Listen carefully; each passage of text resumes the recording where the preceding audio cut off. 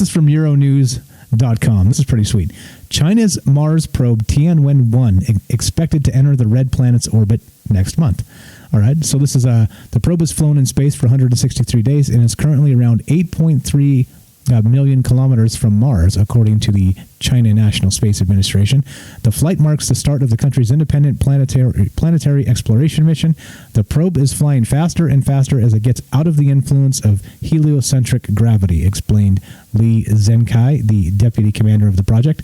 At present, the speed is basically stable around 22 kilometers per second relative to Earth. That means that the probe is covering about 1.8 kilometers per day. Is that right? That doesn't sound right at all. The spacecraft consists of an orbiter, a lander, and a rover.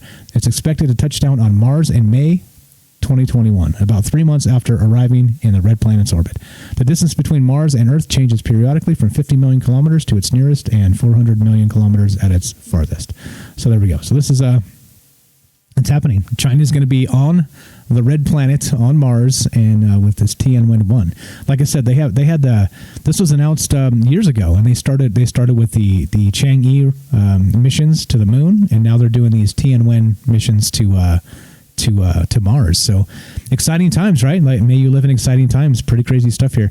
And as with that said, let's go straight from China in space to space.com and this headline.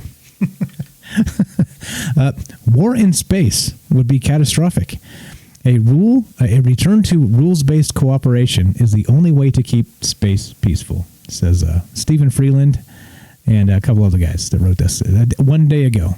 All right. In 2019, U.S. President Donald Trump declared space is the new war-fighting domain. This followed the creation of the U.S. Space Force and a commitment to American dominance in outer space. Other spacefaring nations and those who fear the acceleration of an arms race in space were greatly concerned.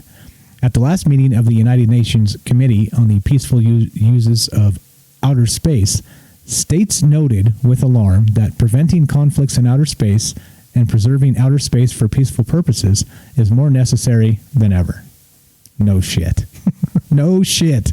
Oh, you mean we don't want to turn regular terrestrial war into orbital war? Yeah, okay, thanks, geniuses. The election of Joe Biden as the next U.S. president and Kamala Harris as vice president suggests there is cause for hope.